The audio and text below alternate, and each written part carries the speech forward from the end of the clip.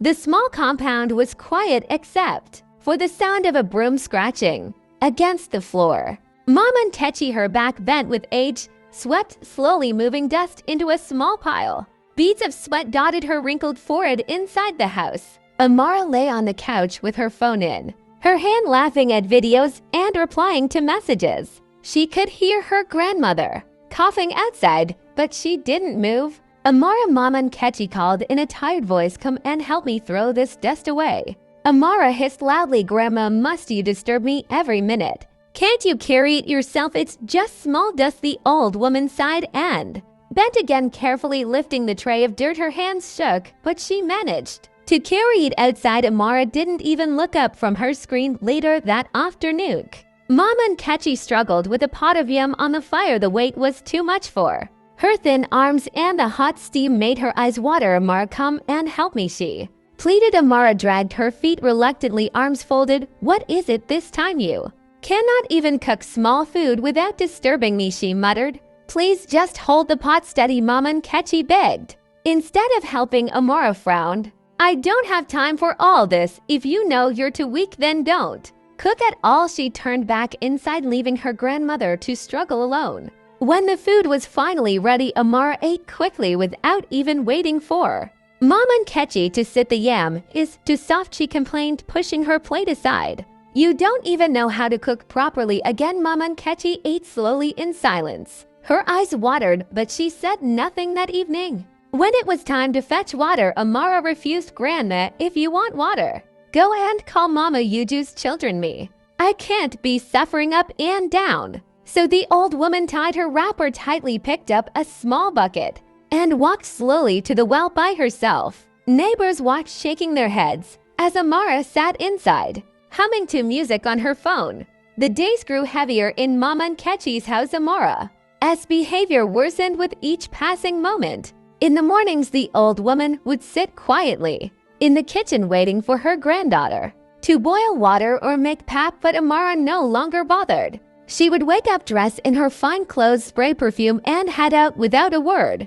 "Amara, I haven't eaten since yesterday," Mama Nkechi would say weakly. Amara would roll her eyes. "And so must I feed you every day? Do I look like your slave?" Then she would slam the door and leave. When she returned in the evening, carrying meat pies or fried rice from her outing, she ate them alone. If her grandmother stretched a hand, Amara pulled the plate away. "Don't touch my food. If you're hungry, go and beg from neighbors," she said sharply. Sometimes when Mama Nkechi tried to talk to her gently, Amara shouted back, "Wish you weren't even alive to disturb me every time. If not for you, I would be free in this house." The old woman's eyes would fill with tears, but she swallowed her pain. She would go to bed hungry, her stomach empty, her body trembling from weakness. At night, if Mama Nkechi coughed too much, Amara would storm into her room. "Can't you just keep quiet? Must you cough like a drum every night? Do you want to kill me with noise?" When neighbors visited and tried to intervene, Amara would plaster on a fake smile and pretend to be caring, but as soon as they left, she turned cold again. One afternoon, the old woman fainted in the kitchen from hunger and exhaustion. Amara found her lying on the floor. Instead of panicking, she stood over her and muttered, "Maybe if you die now, I will finally have peace in this house." She stepped away, leaving her grandmother on the floor until a neighbor knocked and helped lift Mama Nkechi up. Amara had been dating Musa, a tall young man from the north who worked in Lagos as a phone dealer. He was calm, soft-spoken, and generous. He often visited Amara's house, bringing fruits or bread for her grandmother out of respect. But each time Musa came around, he noticed how harshly Amara treated Mama Nkechi. One evening, as they sat together in the sitting room, Mama Nkechi coughed from her room. "Amara, please bring me small water," she called weakly. Amara frowned, refusing to stand. "Grandma, don't disturb me, abeg. Can't you see I have visitor?" Musa looked at her in shock. "Amara, she only asked for water. Why can't you give her?" Reluctantly, Amara stood up, carried a cup of water, and dropped it on the old woman's table without a word. When she returned, Musa shook his head. "This your attitude is not good. That woman raised you. You should be grateful to her, not maltreating her." Amara forced a smile. "Babe, Leave matter you don't understand her wahala. But Musa wasn't convinced a few days later. The same thing happened. He caught Amara shouting at her grandmother, refusing her food, and insulting her loudly that night. Musa confronted her. Amara, if you don't change the way you treat this old woman, I will end this relationship. I cannot marry someone who has no respect for elders. If you can do this to your grandmother, then tomorrow you will do it to my own mother. His words struck fear in Amara's heart. She loved Musa and didn't want to lose him for a while. She pretended to be calm whenever he was around, smiling at Mama Nkechi and acting polite, but as soon as Musa left, her true colors returned. One afternoon, after Musa had gone home, Amara stormed into her grandmother's room, her eyes burned with anger. You are the reason my relationship is shaking. Do you hear me? Because of you, Musa is threatening to leave me. If he breaks up with me because of your useless weakness, I swear I will kill you myself. She raised her hand as if to strike the old woman, who sat trembling on the bed. Too weak to defend herself, Amara's voice thundered through the house. I will not allow you to spoil my life. If you ever complain about me again or embarrass me before Musa, you will regret it. Mama Nkechi closed her eyes, her lips moving in silent prayer while her granddaughter's anger filled the room like fire. After that day, Amara's treatment of her grandmother grew darker. She no longer gave Mama Nkechi food at all. Days would pass, and the old woman survived only on water and whatever little the neighbors secretly brought. If Musa visited, Amara would rush to act sweet, serving her grandmother a plate and even pretending to feed her. But as soon as he left, she snatched the food away. You think I'll waste my money on you? No food for you here unless Musa is watching. Amara sneered. Sometimes she locked her grandmother in the room for hours, leaving her without light or air just to punish her. If Mama Nkechi coughed too loud, Amara stormed in with anger one day. You will die in this house, and I will celebrate my freedom, she shouted. The neighbors whispered more and more, some threatening to report her. But Amara's pride made her ignore them. One fateful evening, Musa arrived unannounced. Amara was in the kitchen, blasting music, while Mama Nkechi sat in the corner of the parlor. Weak and pale, Musa greeted her warmly, but the old woman could hardly respond. He noticed her eyes swollen, her lips dry, and her hands trembling. Have you eaten today? Mama Musa asked softly before the old woman could answer. Amara cut in quickly. Yes, she has eaten. I gave her rice earlier. But Musa was not convinced. The truth came when Mama Nkechi, in her weakness, whispered, my son, I have not eaten since yesterday. Musa froze. His eyes darted between the old woman and Amara. What? Amara, is this true? Amara hissed. She is lying. This woman just wants to scatter my relationship. But Musa didn't believe her anymore. He had seen too much. Her harsh tone, her rolling eyes, the fear in Mama Nkechi's voice. Enough, Amara. Musa said firmly, I warned you. I told you if you didn't change, I would walk away. I cannot be with someone who starves her own grandmother and speaks of killing her. This relationship is over. Amara's face twisted in shock. What, Musa? You want to break up with me because of this old woman after everything I've done for you? Yes. Musa replied coldly, because respect for elders is everything. If you can do this to the woman who raised you, then one day you can do worse to me. Goodbye. Amara. He turned and walked out, leaving Amara screaming in rage, her voice echoing through the compound. You see what you've done to me? Grandma, you made him leave. You will pay for this. Mama Nkechi sat trembling, tears running down her wrinkled face after Musa walked away.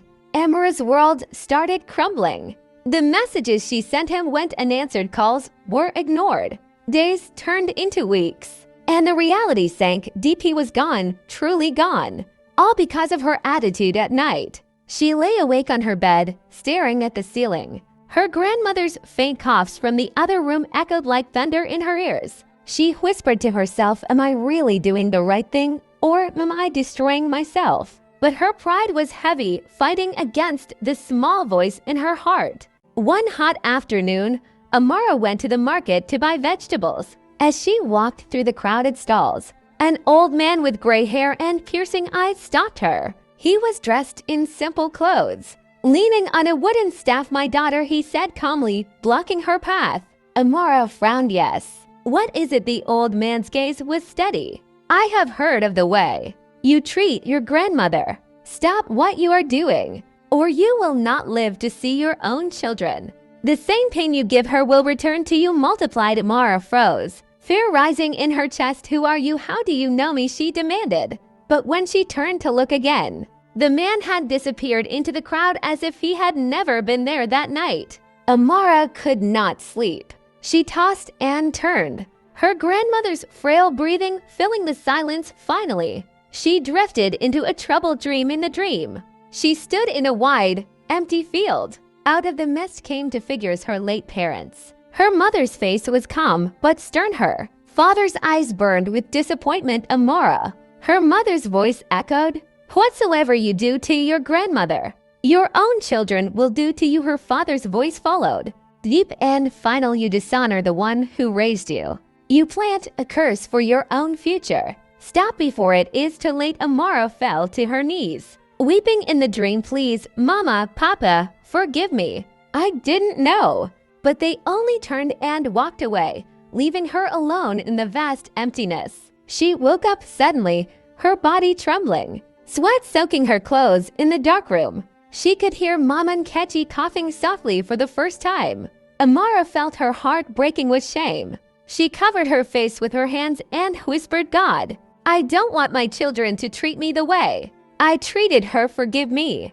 And as the night grew silent, Amara realized her story had reached a crossroads, whether she would truly change or carry the curse of her actions into the future. The next morning, Amara rose early. For once, she did not reach for her phone. She walked quietly into her grandmother's room.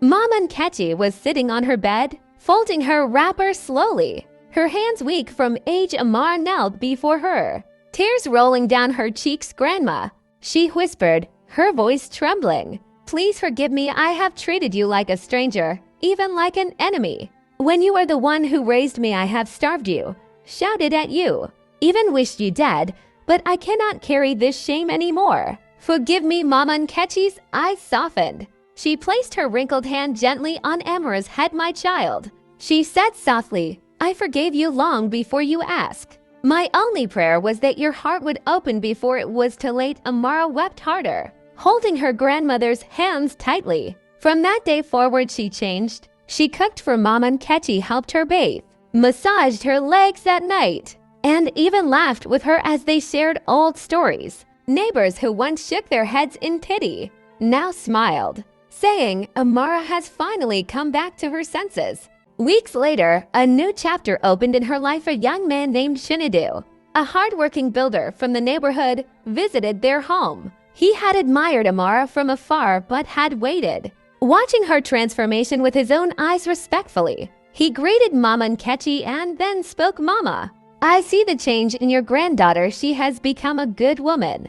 I would like to ask for her hand in marriage, if you will bless it." Mama Nkechi looked at Amara with a gentle smile. Amara blushed, lowering her eyes in shyness. "My daughter," Mama Nkechi said, "your life was almost lost to stubbornness, but God gave you another chance. If this man truly loves and respects you, then I bless this union." Shinidu bowed in gratitude. Amara held her grandmother's hands, whispering to herself, "I will never fail you again, Grandma." And so, from the ashes of her cruelty, Amara rose into a new life, one built on love, repentance, and a second chance. Amara's journey teaches us something deep. When we dishonor the people who raised us, we are planting seeds that may one day grow against us. No matter how young or busy we are, we must never forget the sacrifices of those who cared for us in their weakness and old age. Amara almost lost everything: her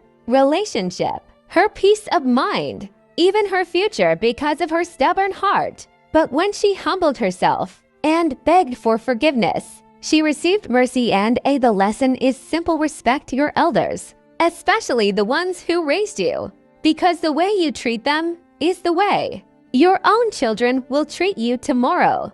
If you enjoyed this story and want to read more like it, make sure you subscribe and stay with us for more inspiring and powerful stories.